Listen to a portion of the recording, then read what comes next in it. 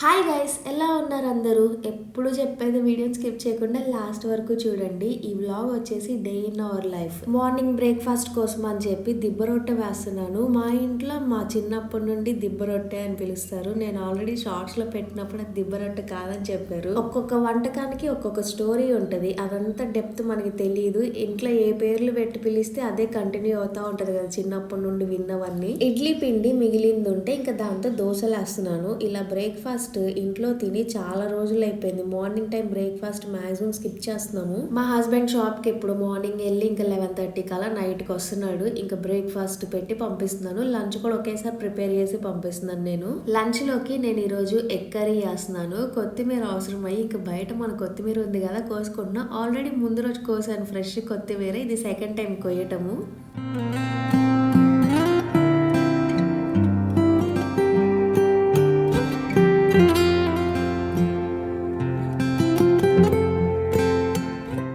ఇంకా బాక్స్లు అన్నీ రెడీ చేస్తున్నాను. స్నాక్స్ పెట్టాలి ఒక బాక్స్లో, అన్నం కూరలు అన్నీ ఇంకా 2-3 బాక్సులు పెట్టి పంపించాలి. ఈవినింగ్ వరకు ఉండి వస్తాడు కదా. మధ్య మధ్యలో కొంతమంది పెట్టే కమెంట్స్ భలే ఉంటాయి. ఏంటంటే మొన్న రీసెంట్గా ఏదో షార్ట్లో పెట్టారు, కొంచెం కర్రీ ఎక్కువ వేయండి మరీ చూసుకొని వేస్తున్నారు ఏంటి అని. అది చూసుకొని వేయటం కాదు, వెనక నుండి బ్యాక్గ్రౌండ్ వాయిస్ వస్తూ ఉంటుంది. మా హస్బెండ్ చెప్తా ఉంటాడు అదే బాక ఇదే బాక చాలు చాలు అని చెప్పి. ఇప్పుడు కూడా మా హస్బెండ్ నాకు 2 ఎగ్స్ కావాలి అంటే ఇంకా తనకి 2 ఎగ్స్ పెట్టి పంపిస్తున్నాను. మీకు తెలియదు కదా, మామూలుగా ఇది వాయిస్ ఓవర్ ఇచ్చేది కాబట్టి మీకు లైవ్ లో వాయిస్ ఏం నడుస్తుందా బ్యాక్గ్రౌండ్ అని చెప్పి మీకు తెలియదు.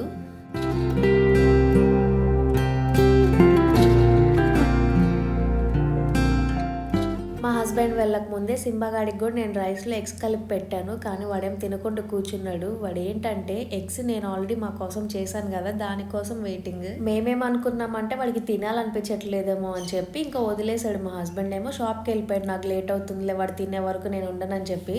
తర్వాత ఎప్పుడో నేను మధ్యాహ్నం టైంలో ఇంకా వాడికి ఒక్కసారి నేను నా కోసం ఉంచుకున్న ఎగ్ వాడికి పెడదామని చెప్పి వాడికి కలిపిన రైస్లో వేయగానే మొత్తం తినేశాడు. మా సింబా ఏంటంటే చికెన్ కానీ ఎగ్స్ కానీ ఏదైనా ఫస్ట్ మా కోసం వాడి కోసం చేసినప్పుడు వాడికి పెట్టింది వాడు తినడు. ఫస్ట్ మేము తిన్నాక మాది కంప్లీట్ అయిపోయాక అప్పుడు కానిస్తాడు వాడిది.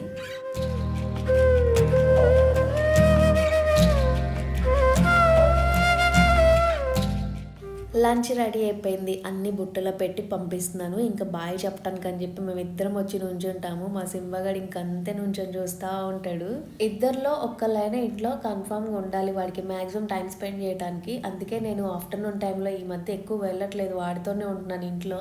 మళ్ళీ నేను ఎలాగో ఇంట్లో ఉండను, ఈవినింగ్ టైం జిమ్కి వెళ్ళిపోతా. ఇద్దరం కలిసి వస్తాము. ఇంకా వాడు ఒక్కడే ఉంటాడు ఆ టైంలో. ఇంకా మార్నింగ్ అంతా నేను వాడితో కాస్త టైం స్పెండ్ చేస్తాను. ఆంటీ అప్పుడప్పుడు వస్తూ ఉంటారు. ఇంకా ఆంటీ వచ్చినప్పుడల్లా ఇలా ప్రేయర్ చేస్తారు. ఆంటీ వాళ్ళ ఇంట్లోనే మా మ్యారేజ్ అయింది. నేను ఎప్పుడు చెప్తా ఉంటాను కదా ఆంటీ వచ్చినప్పుడల్లా. ఆంటీ వాళ్ళు ఎక్కడంటే మా హస్బెండ్ వాళ్ళ ఓన్ హౌస్ ఉండేది. వాళ్ళ ఇంటి దగ్గరే ఒకటే లైన్లో అందరి ఇల్లు ఉండేవి. ఇంకా ఆంటీ వాళ్ళు చిన్నప్పటి నుండి తెలుసు మా హస్బెండ్ వాళ్ళకి. ఈ రోజు వచ్చేసి సండే. ఇంకా మార్నింగ్ నేను రెడీ అయ్యాను. ఇంట్లో పనులన్నీ అయిపోయాక చాలా రోజులు అయిపోయింది కదా రెడీ అయ్యి అని చెప్పి. బయట మాది బట్టలది స్టాండ్ ఉంటుంది, అది కనిపించలేదు. ఏమైపోయిందా అని చెప్పి చూస్తున్నాను. ఇంతకు ముందు ఆల్రెడీ మాది ఒకటి చెప్పులు స్టాండ్ ఉండేది, అది కూడా కనిపించకుండా పోయింది. అటెళ్ళి చూసేసరికి ఎవరో ఎండబెట్టుకున్న వాటికి సపోర్ట్ గా లెగకుండా కవర్ ఇంకా దాన్ని పెట్టుకున్నారు బరువు కోసం అని చెప్పి. ఇంకా అమ్మయ్య ఉందిలే అనుకున్నాను. బోర్ కొడుతుంది అసలు. టీవీ ఉన్నా కానీ నేను టీవీ అంత ఎక్కువసేపు చూడను, మళ్ళీ నాకు విసుకొచ్చేస్తుంది. మా హస్బెండ్ ఏమో సిరీస్ ఉంటాయి కదా నెట్ఫ్లిక్స్ లో, సిరీస్ చూస్తూ ఉంటాడు, తనకు అలా టైం పాస్. ఇంకా నేనేం చేశా అంటే ఎలాగో శారీ కట్టుకున్నా కదా, మంచిగా మేకప్ వేసుకుందాం అని చెప్పి ఇంకా రెడీ అయ్యాను. కొన్ని ప్రొడక్ట్స్ ఉంటే అవి ఎలా ఉన్నాయో చెక్ చేద్దామని. మా సింబగాడు ఇంకా డైనింగ్ టేబుల్ ఎక్కి కూర్చున్నాడు నన్ను చూద్దామని.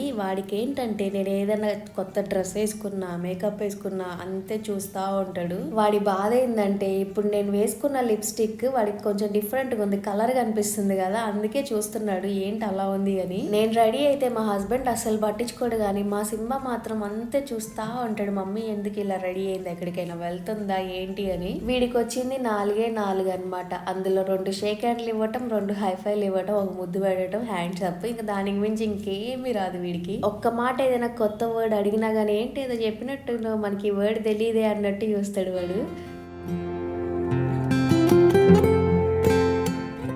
రా సింబా దింపుతా కిందకి అంటే ఆలోచిస్తున్నాడు దిగాలా వద్దా అని. ఇంకా లాస్ట్ లో వాడు ఒక చెయ్యి వేస్తాడు షోల్డర్ పైన, ఇంకప్పుడు నేను ఎత్తుకోవాలన్నట్టు మీనింగ్. ఇంకప్పుడు నేను దించాలి అతన్ని. మా ఇంట్లో మేము ముగ్గురం ఒక మ్యాగ్నెట్ లాగా తిరుగుతూ ఉంటాము. మేము ముగ్గురం ఒకే దగ్గర ఉంటాం. కిచెన్లో ఉంటే కిచెన్లో, హాల్లో ఉంటే హాల్లో, అలా ఉంటుంది.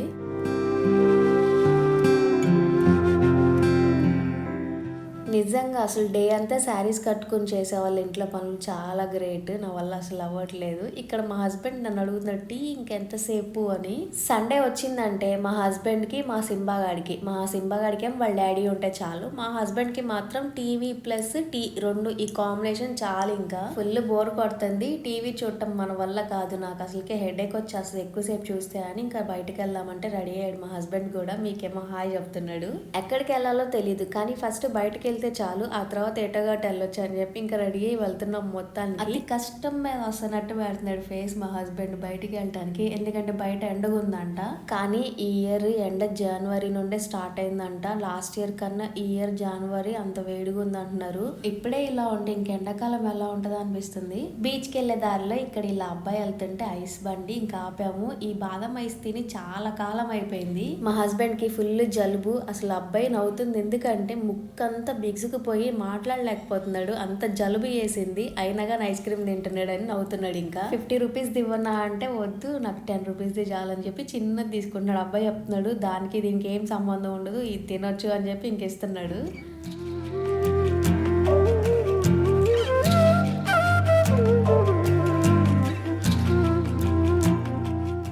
చిన్నప్పుడు ఈ ఐస్ బండి ఎప్పుడెప్పుడు వస్తుందా అని చెప్పి రెడీగా ఉండేవాళ్ళం. సమ్మర్స్లో ఆఫ్టర్నూన్ టైం ఒక టైంకి వచ్చేవాళ్ళు అంకుల్. ఇంకా ఆయన కోసం వెయిట్ చేస్తూ ఉండేవాళ్ళం డబ్బులు రెడీగా పెట్టుకొని. పెద్దవాళ్ళు ఏమో నిద్రపోతూ ఉంటారు కదా మధ్యాహ్నం టైంలో, లేపి అప్పటికప్పుడు డబ్బులు ఇవ్వండి అంటే విసుక్కుంటారు. అందుకే ముందుగానే డబ్బులు తీసుకొని పక్కన పెట్టుకునే వాళ్ళం వాళ్ళని లేపే పని లేకుండా.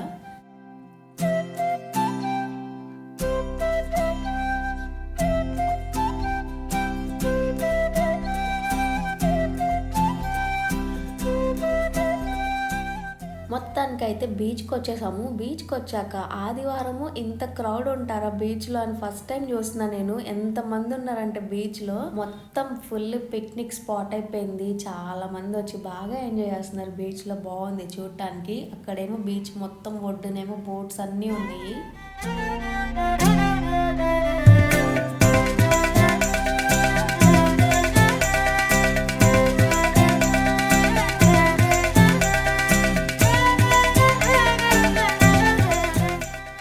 వచ్చే ఫోర్స్కి ఎక్కడ మా హస్బెండ్ అసలు వెనక్కి వెళ్ళలేకపోయాడు. షూ మాత్రం తడిచిపోయినాయి.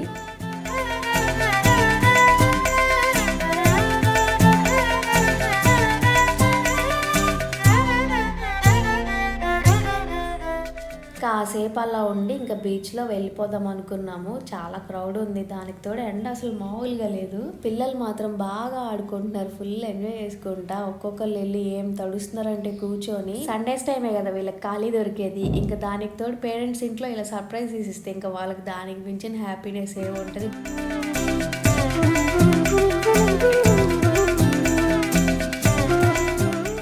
జనరేషన్ పిల్లలకి బీచ్ అంటే ముందు అలా వచ్చేస్తున్నారు. మా చిన్నప్పుడైతే బీచ్కి తీసుకెళ్ళమంటే అసలు తీసుకెళ్లే వాళ్ళు కాదు. ఎప్పుడో ఇయర్కి ఒక్కసారి, అది కూడా సముద్ర స్నానాలు అని చెప్పి. మా హస్బెండ్కి ఏం చెప్పా అంటే ఫోటో తీస్తాను మంచి ఫోటో నుంచో అంటే ఇంకా పోజులు తెగబెడుతున్నాడు. అక్కడ నేను ఏం చేస్తున్నా అంటే ఫోటోలు తీయకుండా వీడియో క్యాప్చర్ చేస్తున్నాను.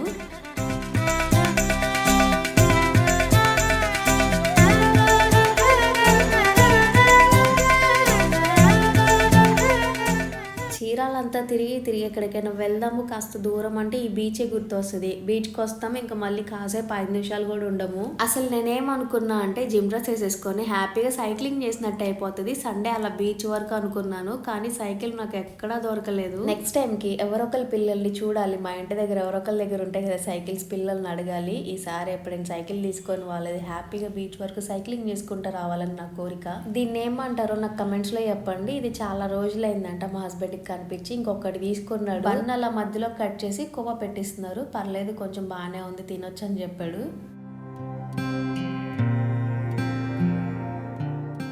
ఏదైనా కానీ సండే రోజు ఇలా బయటికి రాకుండా ఉంటే ఏదో మిస్ అయినట్టు ఫీలింగ్ వస్తుంది. అందుకే కాసేపటికైనా ఇలా బయటకు వచ్చేసి కొంచెం బీచ్ దగ్గర టైం స్పెండ్ చేసి ఇంక ఇంటికి తిరిగి వెళ్తున్నాము. ఇది మా day in our life vlog. ఎలా ఉందో కమెంట్స్లో చెప్పండి. అలానే ఈ మధ్య నోటిఫికేషన్స్ వస్తున్నట్టు లేవు. ఒకసారి నోటిఫికేషన్ బటన్ ఆన్లో ఉందో లేదో చెక్ చేయండి. కొత్తగా ఎవరైనా చూస్తుంటే మా వీడియోస్ నచ్చితే ప్లీజ్ సబ్స్క్రైబ్ చేసుకొని బెల్ ఐకాన్ క్లిక్ చేసి ఆల్ అనే బటన్ ఆన్ చేయండి. మేము ఏ వీడియో పెట్టినా కానీ మీకు నోటిఫికేషన్ వస్తుంది. మాక్సిమం అందరు లాస్ట్ వరకు వీడియో చూడట్లేదు, కానీ ఒకవేళ ఎవరైనా ఇక్కడ వరకు వీడియో చూసినట్టయితే నచ్చితే లైక్ చేయండి. అలానే ఇన్స్టా ఐడి కూడా నేను డిస్క్రిప్షన్ లో ఇస్తాను. ఇన్స్టాగ్రామ్ లో కూడా ఫాలో అవ్వండి. బ్లాగ్ ఇక్కడ ఎండ్ చేసేస్తున్నాను. నెక్స్ట్ వీడియోలో కలుద్దాం. బాయ్.